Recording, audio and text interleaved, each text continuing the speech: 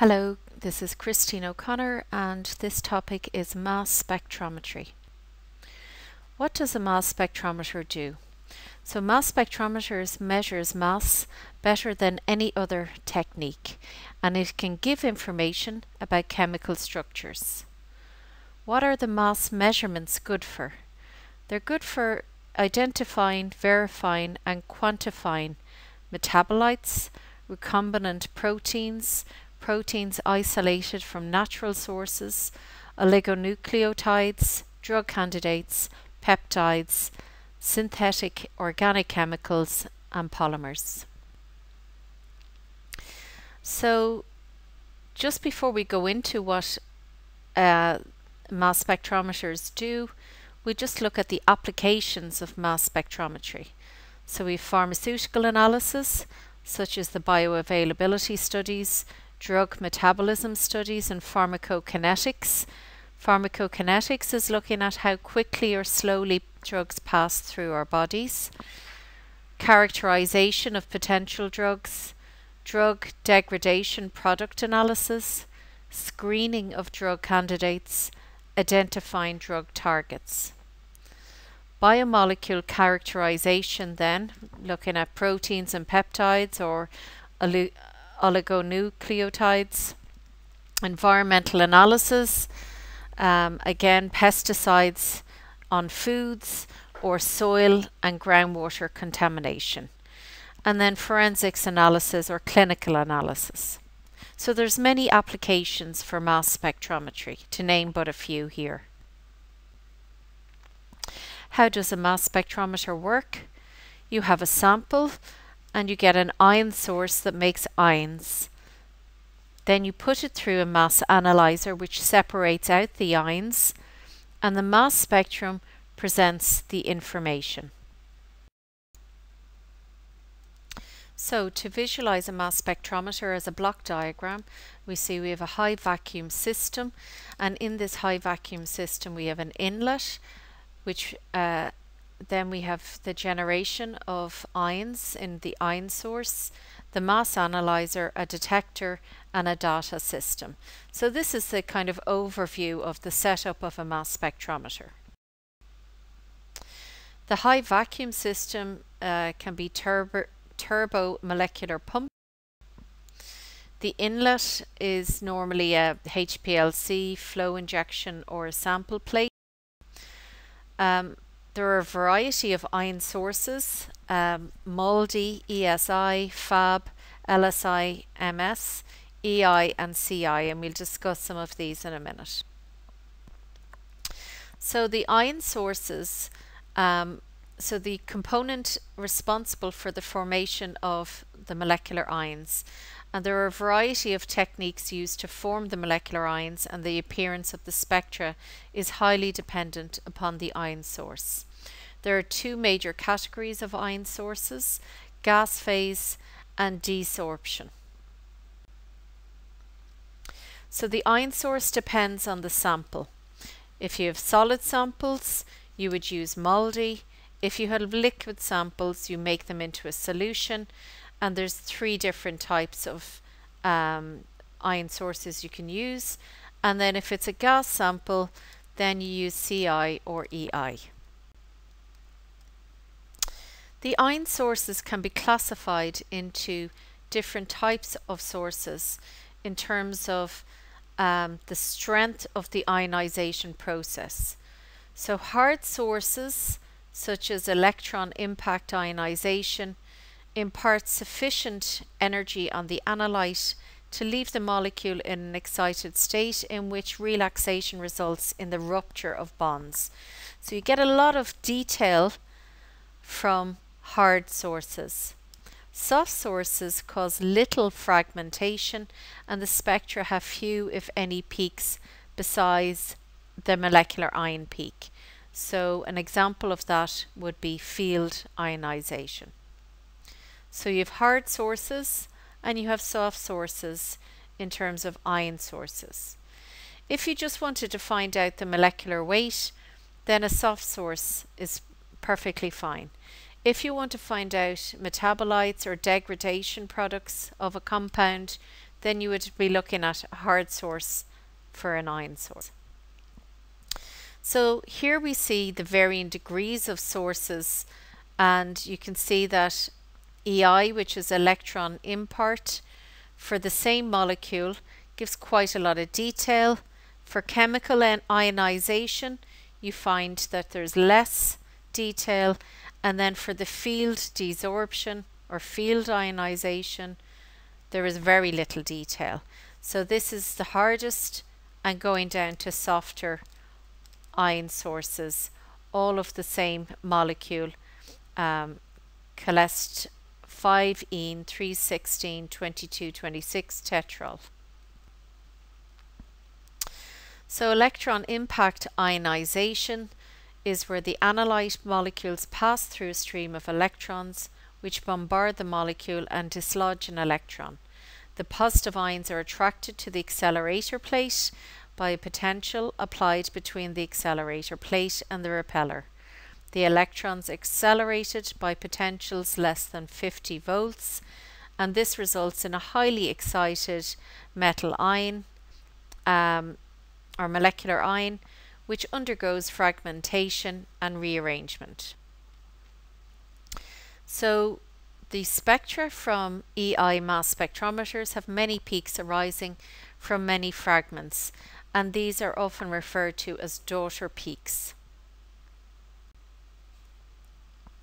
Isotope peaks with a mass to charge ratio greater than the molecular ion in electron impact mass spectrum are due to the natural abundance of isotopes.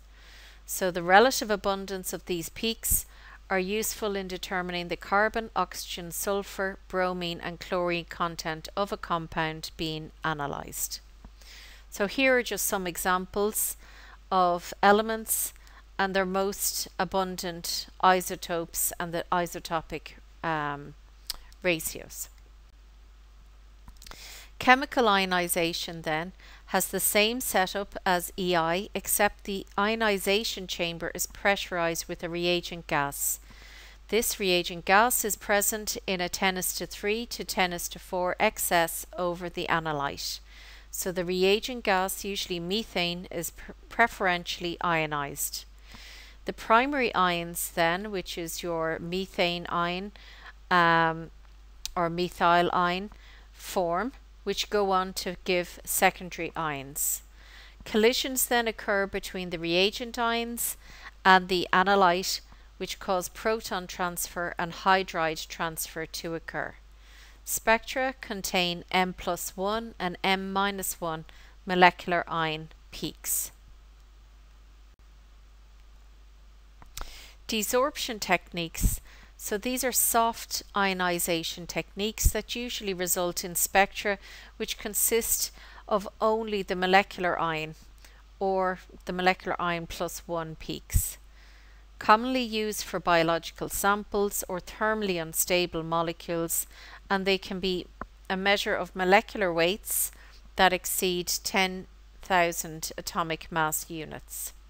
So they give very little detail, but if you just want to find out the size of your molecule, it would give you that much detail. Electrospray ionization. So the most common ionization technique used to analyze biomolecules. It can be used to look at macromolecules greater than 100,000 atomic mass units.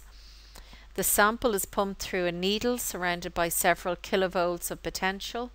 The charged spray of ultrafine droplets of sample then passes into a capillary, and while in the capillary the solvent evaporates and the charge is attached to the sample. Fast atom bombardment, which is always referred to as FAB. So here the sample is prepared in a glycerol matrix.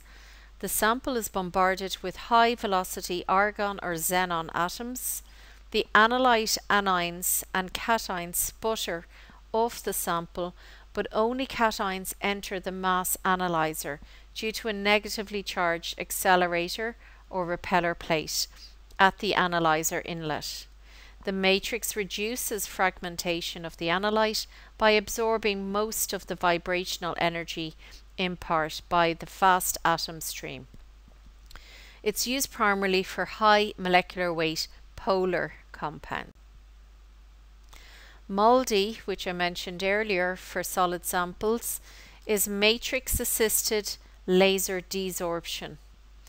So the sample is prepared in an aqueous alcohol and mixed with a large excess of radiation absorbing matrix material. The sample matrix is then dried on the surface of a metallic probe. The mixture is then irradiated with a pulse laser beam of the same wavelength that the radiation absorbing matrix absorbs. Analyte cations are released from the mixture and enter a time of flight mass analyzer. The entire mass spectrum is obtained between laser pulses. MALDI has found widespread application for large, greater than 100,000 atomic mass unit biological macromolecules since its inception in 1988. So that was just a brief whistle-stop tour of the ion sources. Now we're moving on to the mass analyzers. So mass analyzers, here's a selection of a few. A magnetic sector analyzer, MSA, which has high resolution, exact mass, and it's the original mass analyzer. Quadrupole analyzer has low atomic mass unit resolution. It's fast and cheap. Time of flight analyzer, TOF, has no upper mass to charge limit and it has a high throughput. Ion trap mass analyzer, which is Q-star, has good resolution and is an all-in-one mass analyzer. An ion cyclotron resonance has the highest resolution, gives exact mass but is quite costly. So the higher the resolution and the higher the throughput, then obviously the higher the expense of the analyzer. So again, the mass sector mass analyzer, it selects mass based on centrifugal force in a magnetic field and the velocity of the molecular ion in that magnetic field. Curvature of the molecular ion's flight path depends on the mass of the ion, velocity of the ion, and the magnetic field strength. Mass is selected by varying either the strength of the magnet or the velocity of the ions. The velocity of the ions can be varied by adjusting the potential difference between the repeller plate and the accelerator plates in an EI ionizer. Quadrupole filter is constructed of 4 metal rods which have an alternating charge applied. So here's an example in the diagram here of the 4 metal rods, and you can see the ions travel between that. At a given rate of alteration of the rod charges, only ions of the proper mass to charge ratio will pass through the quadrupole and reach the detector. Quadrupole filters have very fast scan times, less than 1 second, and are often used as detectors for gas chromatography or liquid chromatography systems. Time of flight mass spectrometers. So again, looking at the diagram, you have the length of time it takes based on the size of the ion. So larger ions are slower to get to the detector. So it selects mass based on the time it takes an ion to fly through a field-free evacuated tube and reach a negatively charged detector. So ions with higher mass to charge will take longer to reach the detector than ions of lower mass to charge ratio. It's used for high molecular weight compounds due to the limited resolution and sensitivity of the analyzer. Speaking of resolution, how do you calculate resolution? Well, resolution is a measurement of a mass analyzer's ability to separate masses that are very close together. So resolution equals the average mass of two adjacent peaks over the mass difference of those two adjacent peaks. Two peaks are considered resolved if the height of the valley between the peaks is less than or equal to 10% of the height of the shortest peak. So an example then is, what is the resolution of a mass analyzer that resolves peaks at mass to charge ratio equal 436.036 and 436.055.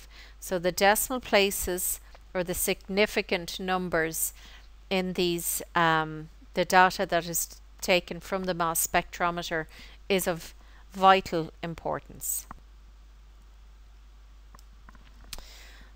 So ion trap or ion cyclotron is constructed of a donut-shaped ring electrode and a second pair of electrodes that form end caps.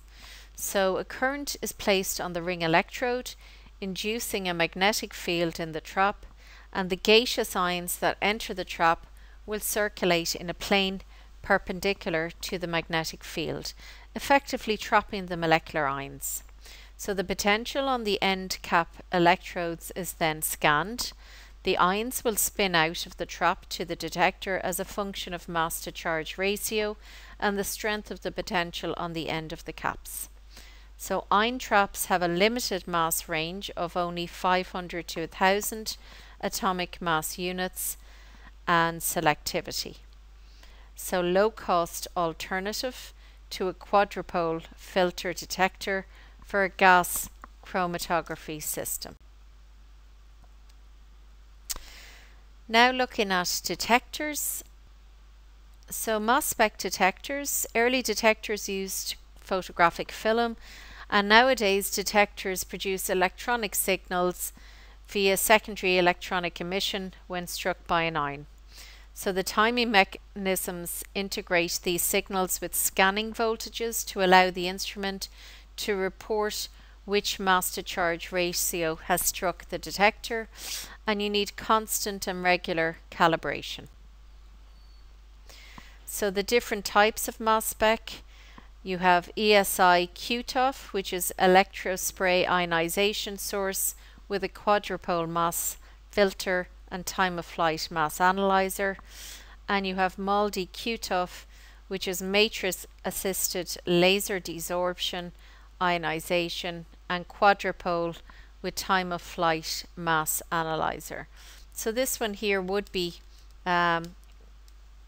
these two actually would be quite common. And again, you have the hyphenated techniques. So for mass spectrometry, you have gas chromatography attached to mass spec, liquid chromatography attached to mass spec, and mass spec, which is tandem mass spec.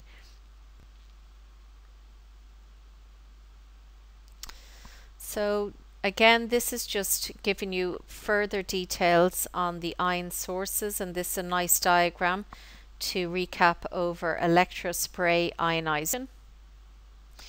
Here's a nice diagram using MALDI. And also, if we look back at the mass analyzers separate ions based on their mass to charge ratio. So they operate under a high vacuum, and they actually measure mass to charge ratio of ions. So the key specifications are the resolution, the mass measurement accuracy, and the sensitivity. So there are several kinds that exist for bioanalysis, quadrupole, time of flight, and ion traps are of the most common of those. So we've already mentioned quadrupole mass analyzers, and here's another diagram of the four rods set up in parallel. And this diagram then just explains further about the separation of the ions based on their mass. Then we have time of flight mass analyzer, and again just summarizing how the ions are separated using time of flight.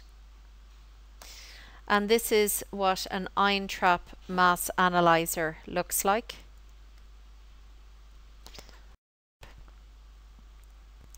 Detectors then. Ions are detected with a microchannel plate. And data systems.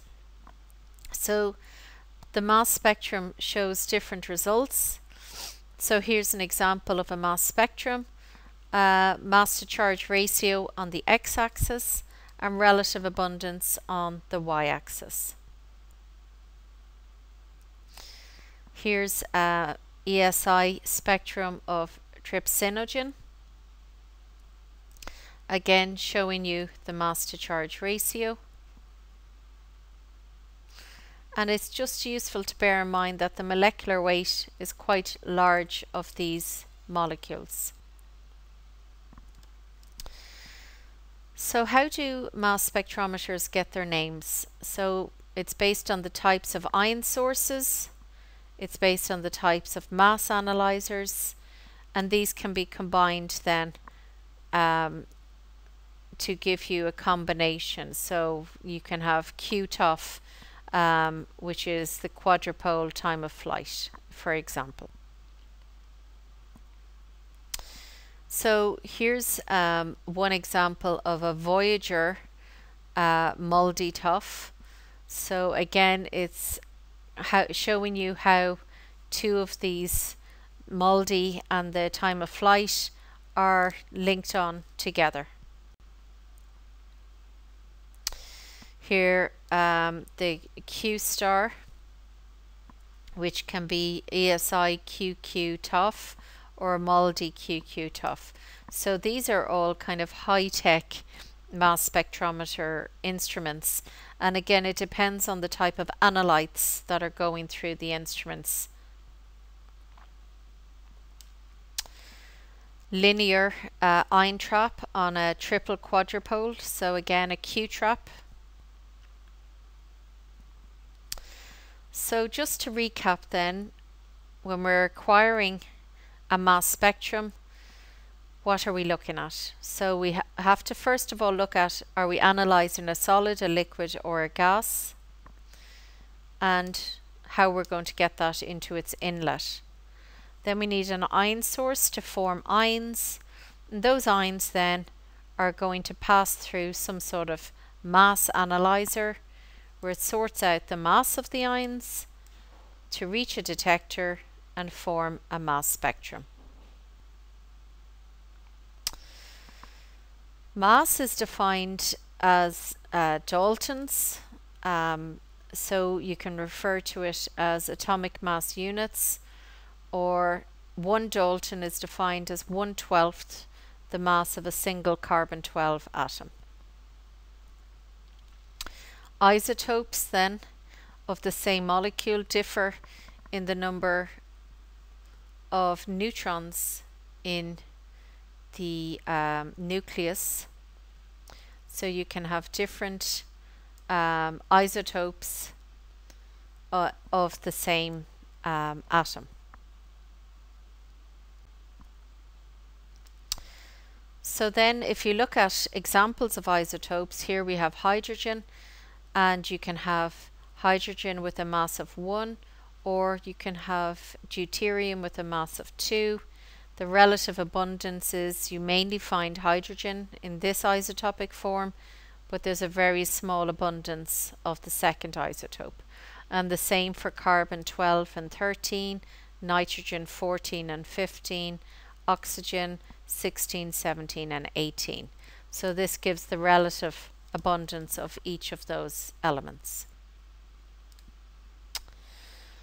The mass spectrum of peptides again can give us a breakdown of the different amino acid residues of the peptide. We can look at isotope patterns for larger peptides, and we can also look at mass spectrum of things like insulin.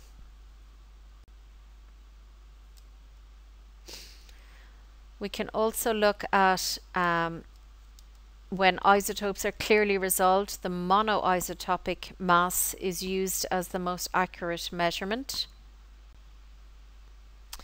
And we can look at the average mass, which corresponds to the central point of all of the isotopic peaks. So what if the resolution is not so good? So at lower resolution, the mass measured is the average mass.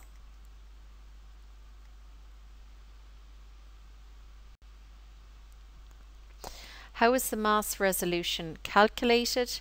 So we've already looked at how to do this type of calculation. Resolution is equal to m over delta m, where m is the height of the peak and delta m is the distance between peaks. Mass measurement accuracy depends on resolution. So you can see that this has good resolution, this has poor resolution. So the peaks are much more defined when you have good resolution, and they're much more weakly defined when there's poor resolution. So you get much more error then in poor resolution spectra.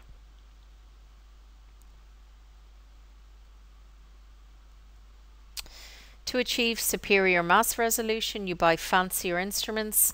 So you have reflector, time of flight mass analyzers, or delayed extraction on a moldy source.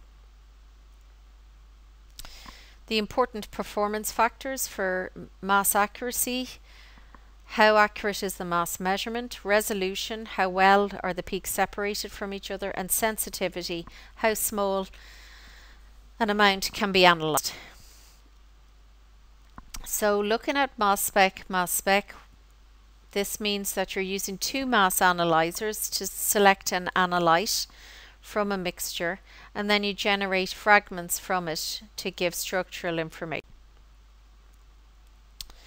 So if you have a peptide mixture, you have only masses to start with, and then when you put it through the mass spec, you get the masses of all the pieces given in a mass spec spectrum. So you break down the peptides and you get fragments of each of those peptides that are in the original mixture. Interpretation of a mass spec spectrum to derive structural information is analogous to solving a puzzle. So you use the fragment ions masses as specific pieces of the puzzle to help build the molecule back together.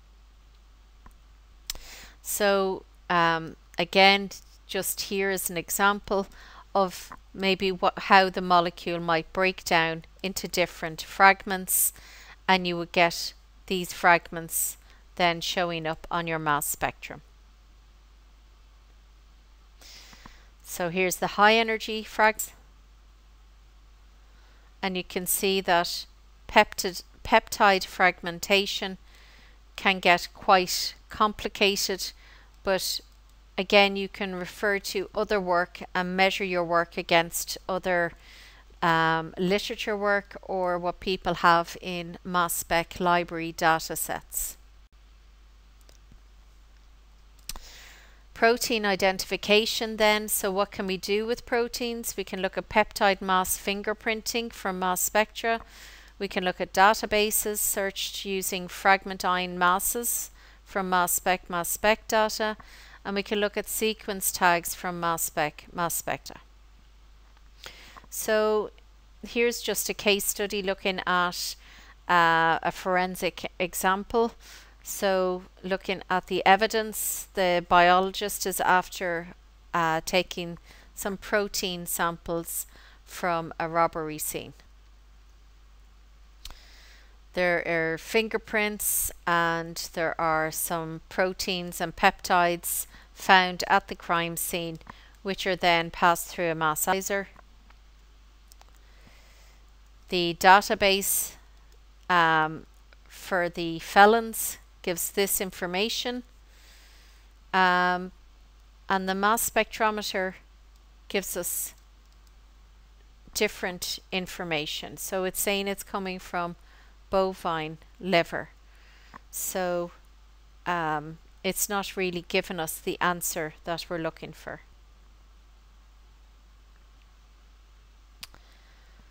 So the mass spectrometrist identifies the protein as bovine carbonic anhydrase, and the police officer is identifying the felon.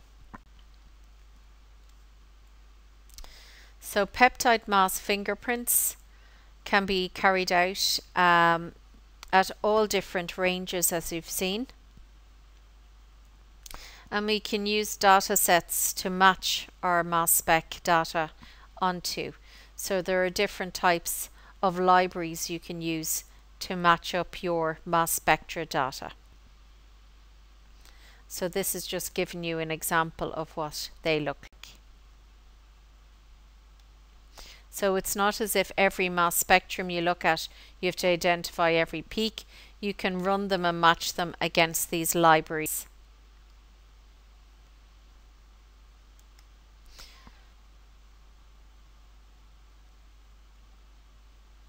And again, it can be used for sequence tags for peptide fragmentation. And here's an example of what that would look like. And you can do sequence tag search identifications again on data sets.